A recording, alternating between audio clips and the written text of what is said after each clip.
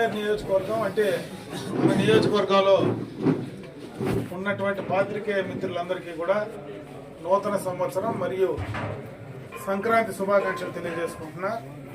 ఎందుకంటే ఆనవాయితీగా ఎప్పుడు సంక్రాంతి పండుగప్పుడు మనమందరం కూడా కలుస్తాం. మామూలుగా జనవరి 1 అందరూ చేసుకుంటే మన సంక్రాంతి రోజు మీ అందరితో కూడా కలిసి పండుగ శుభాకాంక్షలు ఒకరికొకరు తెలియజేసుకోవడం మన మానవాయితీగా తీసుకొస్తా ఉన్నాం. ఈ సందర్భంగా మీకు అందరికీ కూడా శుభాకాంక్షలు తెలియజేసుకుంటూ ముఖ్యంగా 2-3 విషయాలు, ఎందుకంటే ఈ సందర్భంలో అందరూ ఇక్కడ ఉన్నారు కాబట్టి,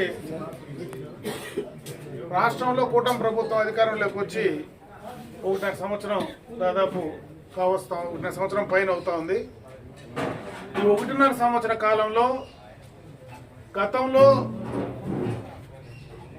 పెద్దలు చంద్రబాబు నాయుడు గారు కానీ, పవన్ కళ్యాణ్ గారు కానీ, అదేవిధంగా భారతీయ జనతా పార్టీ కానీ ముగ్గురు కలిసి రాష్ట్ర ప్రజలకు ఏదైతే చెప్పారో, ఏదైతే సూపర్ 6 పథకాలు మేము అమలు చేస్తామని చెప్పారో అవన్నీ కూడా అమలు చేసినటువంటి సందర్భాన్ని ఒకసారి ఈ సందర్భంగా మీతో కూడా పాల్పంచుకుంటూ, ముఖ్యంగా మన నియోజకవర్గానికి సంబంధించి అయితే పలమనేరుకు సంబంధించి ఈ 1.5 సంవత్సర కాలంలో దాదాపు మౌలికమైనటువంటి సదుపాయాలు, ఎందుకంటే ఈరోజు మౌలిక సదుపాయాలు చేయడంలో కూడా రాష్ట్ర ప్రభుత్వం ఉండేటువంటి పరిస్థితులు ఒకసారి చూస్తే, గడిచిన 5 సంవత్సరాల్లో ఆ ప్రభుత్వం చేసినటువంటి ఆర్థిక విధ్వంసం వల్ల నష్టపోయినటువంటి సందర్భం నుంచి బయటకు వచ్చే పరిస్థితుల్లో చాలా వరకు కూడా చేయడం జరిగింది.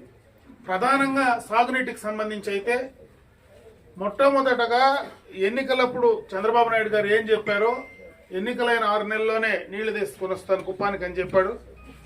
అదే మాట ప్రకారం ఈ రోజు దాకా దాదాపు 6-7 నెలల నుంచి నిరంతరాయంగా నీళ్లు ఈరోజు మనం కుప్పం బ్రాంచ్ కెనాల్కు తీసుకెళ్తా ఉన్నాం. దాంట్లో మధ్యలో ఉండేటువంటి చెరువులన్నీ కూడా దాదాపు అన్నీ కూడా ఒక పక్క భగవంతుడు ఈసారి మనకు సహకరించి వర్షాలు బాగా పడ్డాయి. కొన్ని చెరువులకు ఇంత ఎక్కువ వానలు పడినా ఇంకా కొన్ని చెరువులు నిండనటువంటి పరిస్థితుల్లో ఉంటే మనం హంద్రీనివా నుంచి కూడా లింకప్ తీసుకొని ఆ చెరువులన్నీ కూడా పూర్తి స్థాయిలో నింపుకునేటువంటి పరిస్థితి ఈరోజు చేశాం. రాబోయే కాలంలో ఒక పక్క హంద్రీనివా కానీ గాలేరు నగర్ కానీ రెండు కూడా అనుసంధానం చేసేటువంటి ప్రక్రియ మొదలైంది.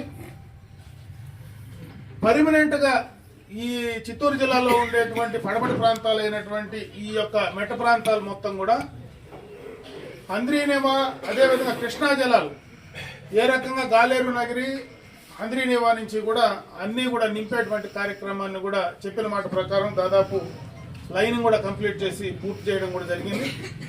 అదేవిధంగా గ్రామాలకు సంబంధించినటువంటి మౌలిక సదుపాయాలు, ముఖ్యంగా రోడ్డు సౌకర్యం, ఆ రోడ్డు సౌకర్యాలకు సంబంధించి గత ప్రభుత్వంలో చంద్రబాబు నాయుడు గారు ముఖ్యమంత్రిగా ఉన్నప్పుడు ఏదైతే ఎక్స్టర్నల్ ఎయిడ్ ప్రాజెక్ట్ కింద 130 కోట్ల రూపాయలు నిధులు తీసుకొచ్చామో, గడిచిన 5 సంవత్సరాలు అది పడకేసినటువంటి సందర్భంగానే ఎన్నో సందర్భాల్లో పత్రికా విలేకరుల సమావేశంలో కూడా చాలా సందర్భాల్లో అప్పుడున్నటువంటి ఆ ప్రభుత్వ ప్రతినిధులు కానీ మేము కానీ కూడా మాట్లాడిన సందర్భాలు ఒకసారి గుర్తు చేస్తా ఉన్నా.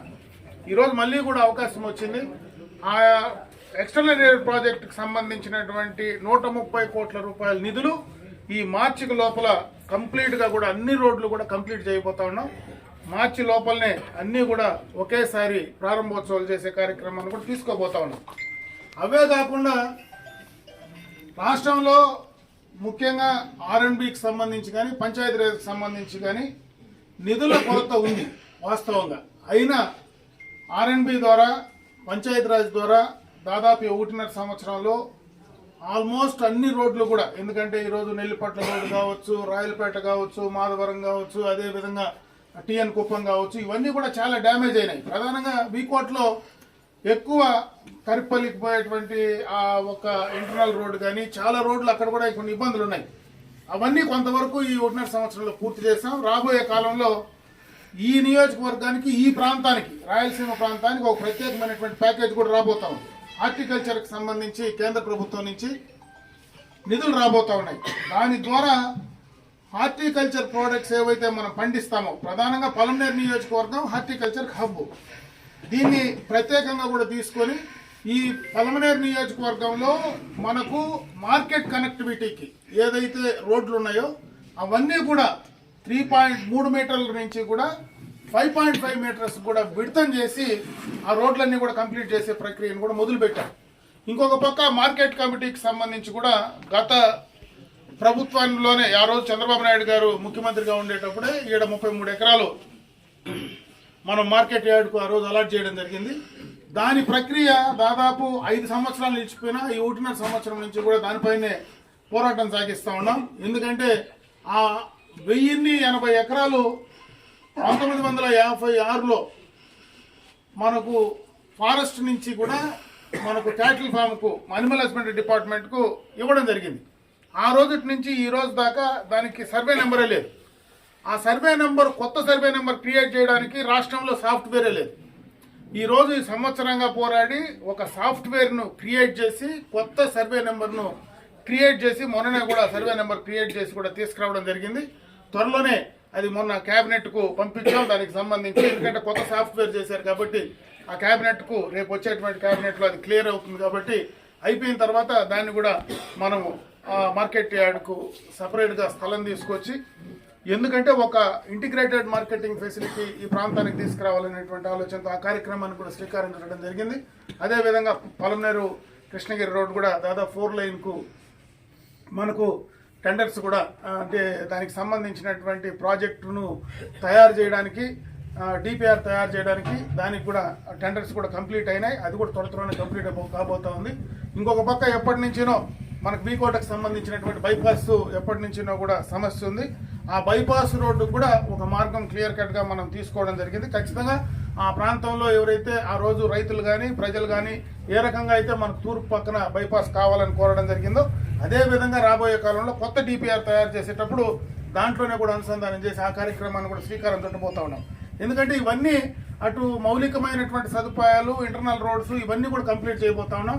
ఇదే కాకుండా త్రాగునీటికి సంబంధించి కూడా ఒక ప్రత్యేకమైనటువంటి ప్యాకేజీని రేపు సంవత్సరం ఈ సంవత్సరం రేపు సంవత్సరం లోపల కూడా తీసుకురాబోతా ఉన్నాం. ఎందుకంటే దాదాపు 3,000 కోట్ల రూపాయలతో మనకు గండికోట రిజర్వాయర్ నుంచి డైరెక్ట్ పంపింగ్ కూడా ఈ మెట్ట ప్రాంతాల్లో తీసుకురావాలనేటువంటి సెకండ్ ప్యాకేజ్ కింద. ఎందుకంటే ఫస్ట్ ప్యాకేజీలో మనం రాలేదు కాబట్టి సెకండ్ ప్యాకేజీలో మదనపల్లి, పుంగనూరు, పలమనేరు, కుప్పం ఇవి 4 కూడా ఆ సెకండ్ ప్యాకేజీలో కూడా రాబోతా ఉన్నాయి. త్వరలోనే టెండర్స్ పిలవబోతా ఉన్నారు.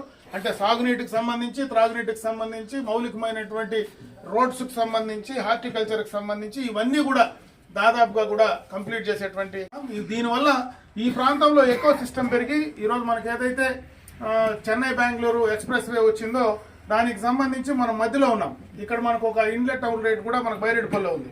దీని ద్వారా మనకు ఒక సిస్టమ్ ఇంప్రూవ్ అవుతుంది. ఇక్కడ బాగా పెట్టుబడులు వచ్చేటువంటి అవకాశం ఉంటుంది. మనం పండించేటువంటి పంటలు కావచ్చు, మనం మార్కెటింగ్ చేసుకునే వాటికన్నిటి కూడా ఈజీగా యాక్సెస్ ఉంటుంది. కాబట్టి దానిపైనే ఎక్కువగా కూడా ఫోకస్ పెట్టేటువంటి కార్యక్రమాన్ని ఈ ప్రాంతంలో తీసుకోవడం జరుగుతూ ఉంది. దానికి కావాల్సినటువంటి మౌలికమైనటువంటి ఇన్ఫ్రాస్ట్రక్చర్ ఇప్పుడే తయారు చేసి పెట్టగలిగితే రేపు భవిష్యత్తులో మరి ఇంకా ఈజీగా ఇవన్నీ కూడా చేసుకోవడానికి అవకాశాలు ఉంటాయి. కాబట్టి ఇవన్నీ కూడా కంప్లీట్ చేయబోతా ఉన్నాం. అంటే ప్రత్యేకంగా ఈ రోడ్లకు సంబంధించి ఈ 2 సంవత్సరాల లోపలనే ఏ గ్రామానికి కూడా అంటే ఈ నియోజకవర్గంలో పక్కా రోడ్డు లేనటువంటి గ్రామము లేనటువంటి కార్యక్రమాన్ని ఖచ్చితంగా తీసుకోబోతా ఉన్నాం. ఎందుకంటే గతంలో నేను శాసనసభ్యుడిగా పుంగనూరులో ఉండేటప్పుడు ఆ రోజు గ్రామాల్లో 100% ఎలక్ట్రిఫికేషన్ మొట్టమొదటిగా రాష్ట్రంలో విద్యుత్ శక్తి లేని గ్రామం ఉండకూడదని 100% ఎలక్ట్రిఫికేషన్ చేసినటువంటి సందర్భం ఆ రోజు చేశాం. ఈ రోజు పలమనేరు నియోజకవర్గంలో 100% రోడ్డు కనెక్టివిటీ అంటే మామూలు రోడ్డు కాదు కానీ పక్కా రోడ్డు, అటు సిమెంట్ రోడ్డు కావచ్చు, అదేవిధంగా తార్ రోడ్డు కావచ్చు, బీటీ రోడ్డు కావచ్చు, అవన్నీ కనెక్టివిటీ చేసే కార్యక్రమం ఈ సంవత్సరంలో దాన్ని కూడా పూర్తి చేయబోతున్నాం. ఎందుకంటే ఒక పక్క ఎలక్ట్రిసిటీ, ఇంకో పక్క రోడ్ కనెక్టివిటీ ఉంటే ఆటోమేటిక్గా మనకు అక్కడ ఉన్నటువంటి మనం పండించే పంటలకు కానీ అన్నిటికి కూడా మనకు ఆ సిస్టమ్ పెరుగుతుంది. కాబట్టి దాన్ని కూడా కంప్లీట్ చేసేటువంటి కార్యక్రమం రేపు సంవత్సరం లోపల కంప్లీట్ చేయబోతా ఉన్నాం. మళ్ళీ రేపు సంవత్సరం మీ అందరితో కూర్చుంటాను కాబట్టి ఈ 1.5 సంవత్సరమే అయ్యింది కాబట్టి ఎక్కువసేపు మీతో పూర్తి స్థాయిలో అన్ని డీటెయిల్డ్గా రేపు జరిగేటువంటి జనవరిలో మనం ఏదైతే సంక్రాంతి కూర్చుంటామో ఆ రోజు క్లియర్ కట్గా ఎక్కడ ఏంది, ఏం చేసాం, ఏం చేయగలిగాం అనేది కూడా క్లియర్ కట్గా కూడా రేపు చెప్పే కార్యక్రమాన్ని తప్పకుండా తీసి మీకు అందించే కార్యక్రమాన్ని చేస్తామని చెప్పి సందర్భంగా మీ అందరి దృష్టికి తీసుకొస్తూ ఈరోజు మీరు అందరూ కూడా ఇక్కడికి రావడం, ప్రతి సంవత్సరం పిలుస్తానే, ఎందుకంటే ఈరోజు ఏ సంవత్సరం ఎప్పుడు పిలిచినా పిలుస్తానే వచ్చి మీరందరూ కూడా ఇక్కడ మాతో కూర్చొని ఈడ మాతో కలిసి ఏదో మాకు కలిగింది టిఫినో భోజనమో ఏది పెట్టినా కూడా సంతోషంగా ఉండి మీరు ఇక్కడ కలిసి వెళ్ళడం సంక్రాంతి పండుగ సందర్భంగా మీరందరూ కూడా ఇక్కడికి వచ్చి శుభాకాంక్షలు తెలియజేసే కార్యక్రమాలు చేసిన దానికి నేను మనస్ఫూర్తిగా మీ అందరికీ కూడా కృతజ్ఞతలు తెలియజేసుకుంటున్నా. ప్రతిసారి మీరు వస్తున్నారు కాబట్టి మరొకసారి ఇంకో సంక్రాంతికి కూడా వరకు మీ అందరూ కూడా అదేవిధంగా నియోజకవర్గ ప్రజలు అందరూ కానీ అదేవిధంగా పాత్రికేయ మిత్రుల కుటుంబాలు మీ అందరూ కూడా మంచి ఆరోగ్యంతో ఐశ్వర్యంతో ఉండాలని ఆ భగవంతుడిని నేను మనస్ఫూర్తిగా ప్రార్థిస్తూ సెలవు తీసుకుంటాను.